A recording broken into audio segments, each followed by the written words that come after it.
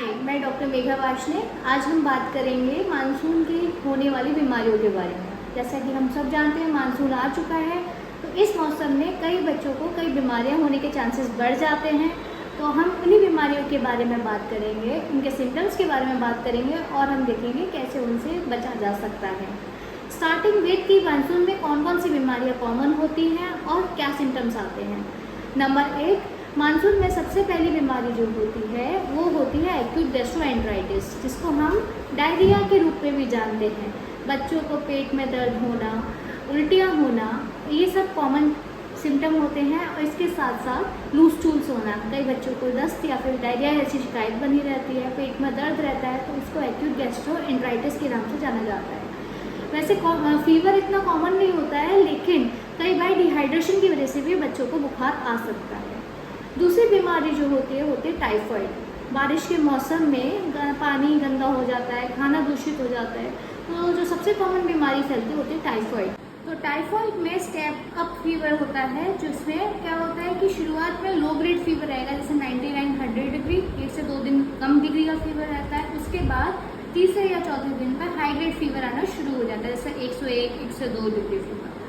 इसके अलावा फीवर के अलावा नोजिया बहुत ज़्यादा, खाने की इच्छा नहीं होना, उल्टी जैसा लगना, पेट में दर्द, ये सब सिम्टम भी हो सकते हैं। तीसरी बीमारी के बारे में बात करी जाए, टाइफाइड के बाद हेपेटाइटिस ए।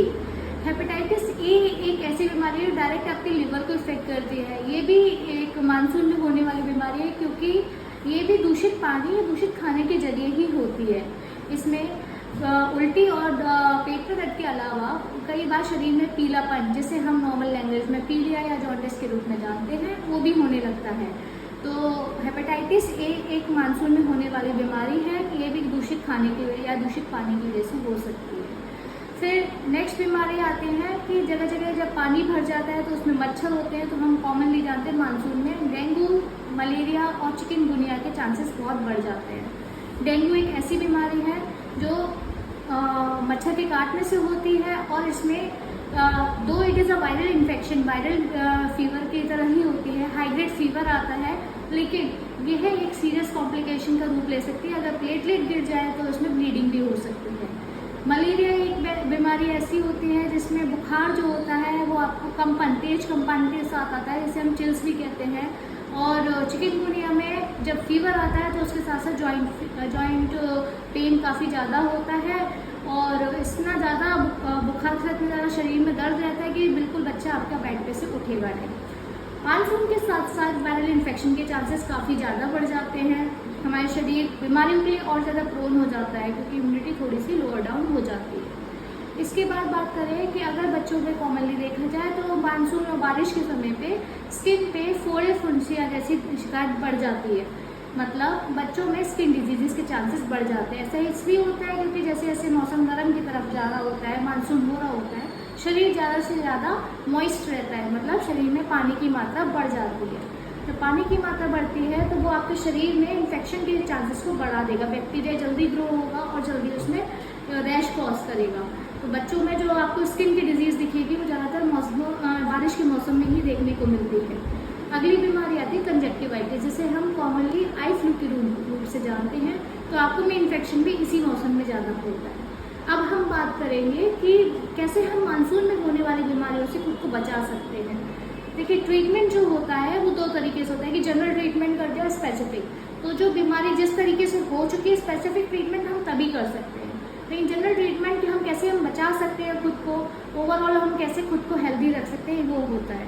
तो जनरल ट्रीटमेंट की बात करी जाए तो सबसे पहले आप कुछ बातों का स्पेशल ध्यान रखना है। पहली बात होती है कि बाहर का खाना जो होता है, जो बाज़ार में आपको खाना मिल रहा है, वो सब चीज़ें अवॉइड करें। घर का साफ खाना खाएं, घर में बना हुआ पका हुआ खाना खाएं। दूसरा पॉइंट आता है कि पानी जो होता है वो आपको, अगर आपके घर में आरओ है, फिल्टर है, तो आप वो पानी यूज़ कीजिए। अगर नहीं है तो आप पानी को उबाल के ठंडा करके साफ़ पानी ही यूज़ कीजिए, क्योंकि बारिश के मौसम में कीटाणुओं की संख्या काफ़ी ज़्यादा बढ़ जाती है। तो इस हिसाब से पानी और खाने में विशेष ध्यान जरूर दें। तीसरा पॉइंट, घर के आसपास कहीं पे भी पानी को एकत्रित ना होने दें। पानी जो होता है जगह जगह पर अगर पानी इकट्ठा हो रहा है तो वहाँ पर आपके मच्छर ज़्यादा से ज़्यादा इकट्ठे होंगे और बीमारियाँ जैसे डेंगू, मलेरिया, चिकनगुनिया ये सब कॉज कर सकते हैं। तो आप ये सब चीज़ें अवॉइड करने के लिए अपने घर में देख ले, छत पे कूलर में पानी तो नहीं भर रहा है, या कहीं पे भी घर के आसपास कोई गड्ढा है जिसमें मच्छर हो रहे हैं या पानी हो, तो आप इन सब चीज़ों के लिए अवॉइड करें, पानी कहीं एकत्रित ना होने दें। और अपने घर में आप जितना पॉसिबल जहाँ हो पाए वहाँ पे आप मॉस्किटो रिपेलेंट्स, जैसे हम मच्छर मारने की दवा होती है, उसका यूज़ करें। इसके अलावा स्किन डिजीज़ के लिए ज़रूरी है कि आप बच्चे की स्किन को ड्राई रखें, क्योंकि मैंने जैसे पहले बताया है कि मॉइस्ट हो जाती है स्किन, तो स्किन के डिजीज़ के चांस बढ़ जाते हैं। तो आप स्किन को, अगर बच्चा ढीला होकर आए या बारिश में भीग जाए, तुरंत उसकी स्किन को ड्राई रखें, क्लीन रखें। जितना हाइजीनिक आप रहेंगे उतना अच्छा रहेगा। इसके अलावा बच्चे को नंगे पैर बाहर ना जाने दें। कई बीमारियां होती हैं जो मॉइस्चर, इसमें मानसून के सीजन में आपका जब भी मॉइस्चर बढ़ता है तो जो पैरों के जरिए शरीर में अंदर जाती हैं, कोई किसी भी तरीके से अंदर जाती है, तो वो हार्मफुल भी होती हैं। अब आपका नेक्स्ट पॉइंट आता है कि इस समय पे आपको कुछ बातों का ध्यान रखना है कि आप खाने का, जैसे मैंने पहले बताया, खाने का विशेष ध्यान रखना है। इसके अलावा इम्यूनिटी बूस्टिंग और हेल्दी फूड ही खाएं।